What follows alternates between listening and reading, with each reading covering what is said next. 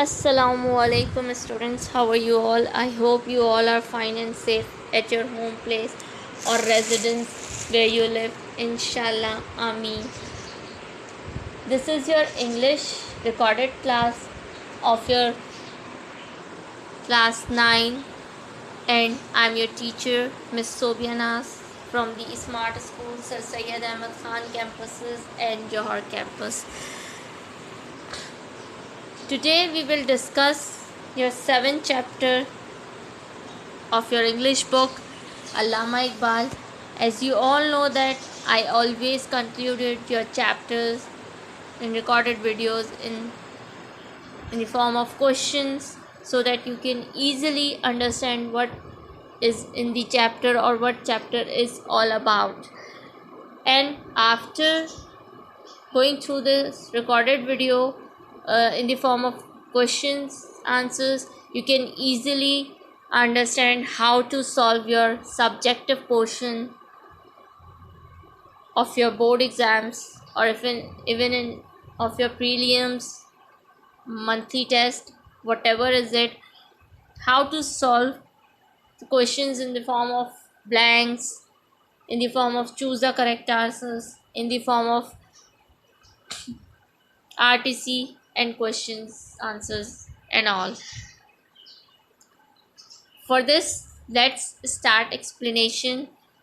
Students, kindly listen to this recorded video carefully to come up with a solution that how to solve your subjective portion.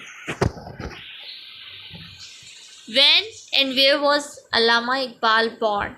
Why is he known as Dr. Iqbal? As we all know that our beloved Allama Muhammad Iqbal was born in Sialkot on 9 November 1877. In the previous times, we all know that we have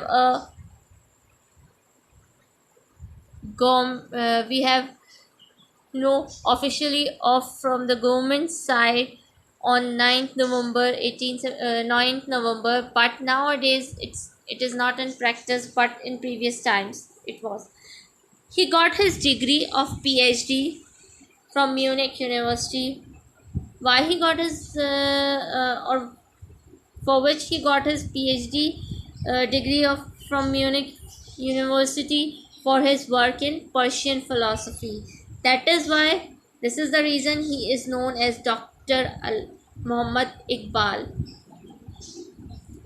Now come to your next question, that is what do you know about the academic achievements of Allama Iqbal? As we all know that all the personalities, those who contributed in the creation of Pakistan or those who worked a lot for Pakistan in terms of any war or any like kind of poetry and all that, who all who supported Pakistan or who supported the creation of Pakistan, we have to know about their academic achievements also. For this, Allama Muhammad Iqbal received his early education in his hometown Sialkot. As we all know that he born in Sialkot and he got his early education in Sialkot. In 1895, he went to Government College Lahore, where he passed his MA in 1899 from the University of Punjab. In 1905, he left for England for higher studies. Okay, why he left for England? Because for higher studies in London, he received his law degree in 1908. He was awarded a degree of PhD by Munich University, as we have discussed earlier also. What are the accomplishments of Allama Iqbal beside his poetry? We all know that he was a great poet. We can easily understand the importance of religion, importance of separate homeland through his poetries. But beside his accomplishment in poetries, what other accomplishments of Allama Iqbal are there? Allama Iqbal was a great poet, a philosopher. He is also a philosopher and a great politician. He is also a great politician. As we all know that he took an active part in the struggle for the freedom or for the separate homeland Pakistan. He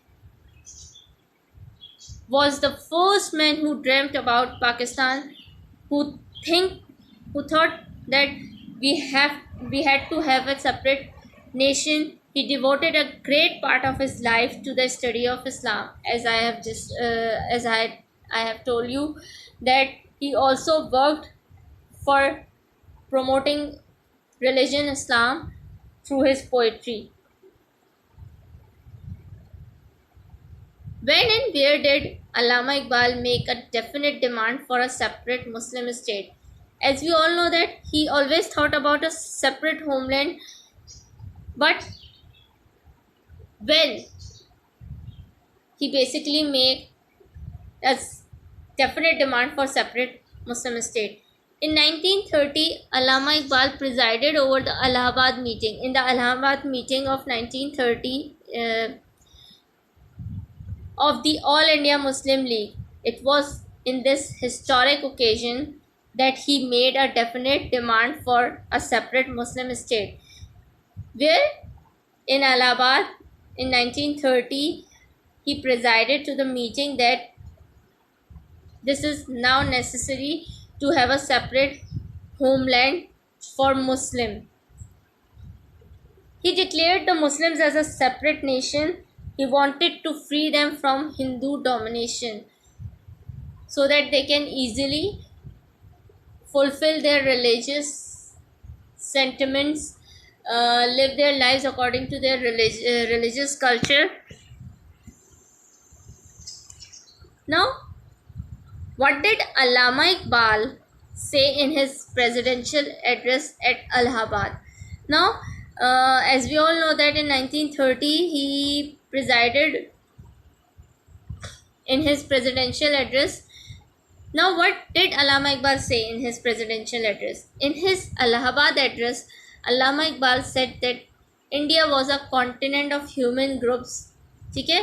What he said, India was a continent of human groups belonging of two different races, speaking different languages. As we all know that at that time in subcontinent, Hindus were dominating Muslims. They were not allowing Muslims to live their lives according to their religion and even get education for the further upbringing of their families and all. So languages and believing in different religions. Okay? Basically, subcontinent is a continent of human groups. They are not merged as both Muslims and Hindus. Those groups were all separate nations. They are all separate nations. Their behaviors could not be governed by a common race feelings. That is why this is the reasons, because they are not treating Muslims well. They are not giving jobs to Muslims according to their will. They suppress them in following their religious sentiments. That is why the Muslims were anxious to have a separate state, because they feared that the Hindu majority would not allow Muslims to develop freely. What efforts were made by Allama Iqbal after the Allahabad session to achieve the goal of independence? Allama Iqbal not only dreamt about Pakistan, he continuously in many of the meetings quoted that there is a need of separate homeland for Muslim, because they have to follow their religion, they have to follow their culture according to their religion. So what he did for the achievement of this goal, after the Allahabad session, Allama Iqbal became more active to achieve the goal of independence. He wrote letter to Quaid-e-Azam first in May 1937, in which he advised him that only the creation of separate Muslim state could solve the problems of all the Muslims, those who were in the subcontinent at that time, on 21st June 1937, he wrote to the Quaid-e-Azam that a separate federal state of Muslim province was the only way by which the Muslims could be saved from the suppression or from the rule of non-Muslims, because they are not allowing Muslims, as I have told you before, to freely follow their religion, to do their prayers and all. Why is the 14 August 1947 an important date for us? As we all know that Pakistan appeared on the map of the world on 14 August 1947. It is a red letter day for us, as we all know that that day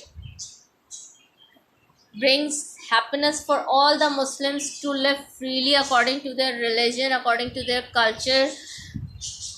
We celebrate this day with great pomp and show. Every year we all know that mostly schools, even in societies, we celebrated our Independence Day with great zeal and zest. On this day every year we express all love and loyalty to the country and display our patriotic spirit, ठीक है, in the form of since your independence till now. You all know that many of the singers made songs uh, for paying tribute to Pakistan. Some of the students play skates, and we all do such kind of activities to show our love to Pakistan.